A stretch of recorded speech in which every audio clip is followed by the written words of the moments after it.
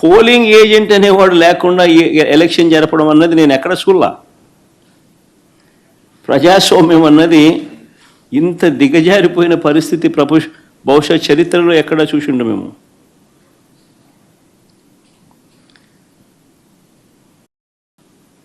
Voter వచ్చి తన పేరు చెప్పిన తర్వాత, ఓటర్ మామూలుగా ఎన్నికల్లో పోలింగ్ రూమ్లోకి వచ్చిన తర్వాత యూజువలీ ఆ ఓటరు తన పేరు చెప్తాడు గట్టిగా. చెప్పిన తర్వాత పోలింగ్ ఆఫీసర్ రిజిస్టర్లో తన వేలిముద్ర కానీ తన సంతకం కానీ తీసుకుంటాడు. ఆ ఓటర్కు సంబంధించిన సమాచారాన్ని తాను పోలింగ్ ఆఫీసర్ ఆ రిజిస్టర్లో వేలిముద్ర అన్న, ఓటర్ వేలిముద్ర అన్న, వేలిముద్ర లేదా సంతకం అన్న తీసుకుంటాడు రిజిస్టర్లో. ఈ రిజిస్టర్ నింపేది పోలింగ్ ఆఫీసర్, కానీ తనిఖీ చేసేది ఏజెంట్. అవసరమైతే తాను అభ్యంతరం చెప్తాడు. ఇది ప్రొసీజర్. పోలింగ్ ముగిసిన తర్వాత, అయిపోయిన తర్వాత ఫామ్ 32 అని ఉంటుంది. ఫామ్ 32ను నింపి ఆ బూత్లో ఎన్ని ఓట్లు వచ్చాయి అన్నదాన్ని రికార్డు చేస్తారు. బూత్లో ఉండే అధికారి ఆ రికార్డును ఏజెంట్కు ఇవ్వాల్సి ఉంటుంది. అంతేకాకుండా ఏజెంట్ నుంచి ఒక రిసిప్ట్ కూడా తీసుకుంటాడు ఆ ప్రిసీడింగ్ ఆఫీసర్. ఆ రికార్డుతో ఈ రిసిప్ట్ను కూడా జత చేయాలి.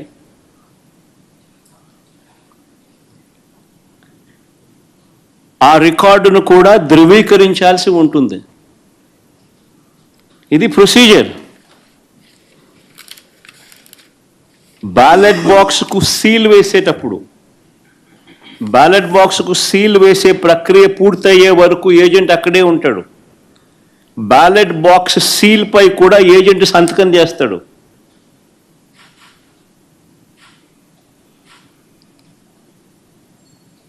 బ్యాలెట్ బాక్స్కి సంబంధించి సీల్ పై కూడా ఏజెంట్ సంతకం తీసుకుంటారు.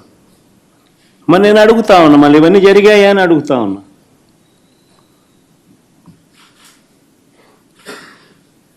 ఇవన్నీ జరిగాయా అని అడుగుతా ఉన్నా. అసలు ఏజెంట్లే లేకుండా చేసి ఎన్నికలు జరిపినప్పుడు దాన్ని ఎన్నికలని ఎలా అంటారని అడుగుతా ఉన్నా.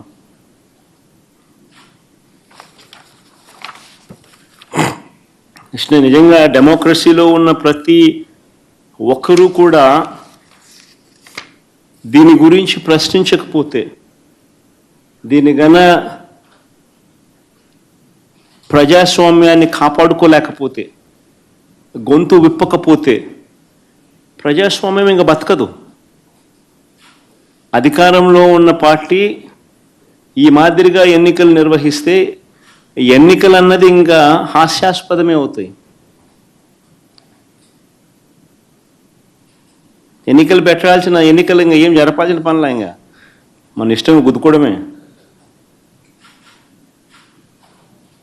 కానీ ఎన్నిక అని చెప్పాల్సిన పని కూడా.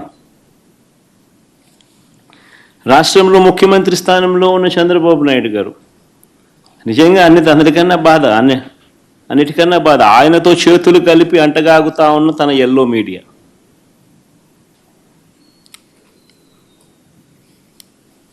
వీరి ఎజెండా ఏమిటి అని అంటే ప్రజలకు మంచి చేయడం కాదు, డెమోక్రసీని కాపాడడం కాదు, ప్రజలకు పాలకులు మోసం చేస్తే వాటిని ప్రశ్నించడం కాదు, దోచుకో పంచుకో తినుకోలో అందరూ భాగస్వాములు కావడం. ఇది వారి ఎజెండా. సిగ్గుపడాలి నిజంగా ప్రజాస్వామ్యం అంతా కూడా.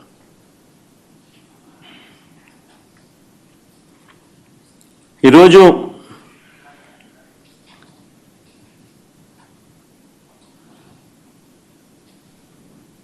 ఎంత దారుణంగా వీళ్ళు ఎన్నికలు చేశారు, ప్రజాస్వామ్యాన్ని ఎంత దారుణంగా వీళ్ళు కూని చేశారన్నది ఈ రెండు ఎన్నికలు ఉదాహరణగా నిలబడతాయి.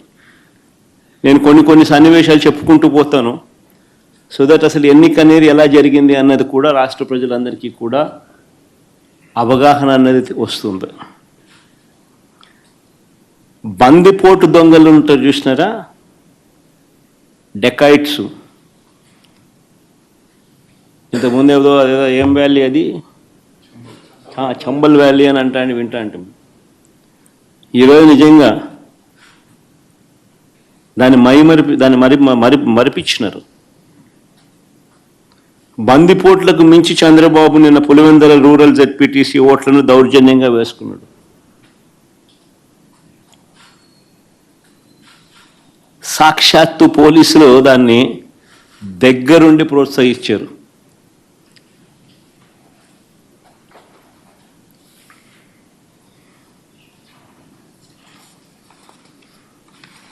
నేను చంద్రబాబు గారిని ఛాలెంజ్ చేస్తా ఉన్నా, అయ్యా చంద్రబాబు గారు, మీ పరిపాలన మీద నీకు నమ్మకం ఉంటే,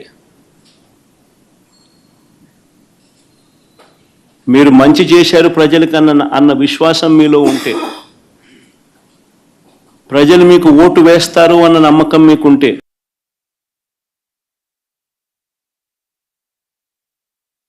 ప్రజాస్వామ్యబద్ధంగా సెంట్రల్ ఫోర్సెస్ను దింపండి. సెంట్రల్ ఫోర్సెస్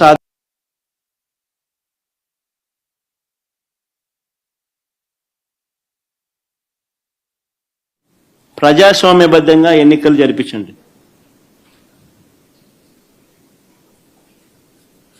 నీకు ఆ నమ్మకం లేదు కాబట్టి, మీరు ప్రజలకు చేసిన మంచి ఏది లేదు కాబట్టి, సూపర్ 6, సూపర్ 7 అన్నింటా మీరు మోసమే చేశారు కాబట్టి, మీ పాలన అంతా కూడా రాక్షస పాలన కాబట్టి ప్రజలు మీకు ఓట్లేసే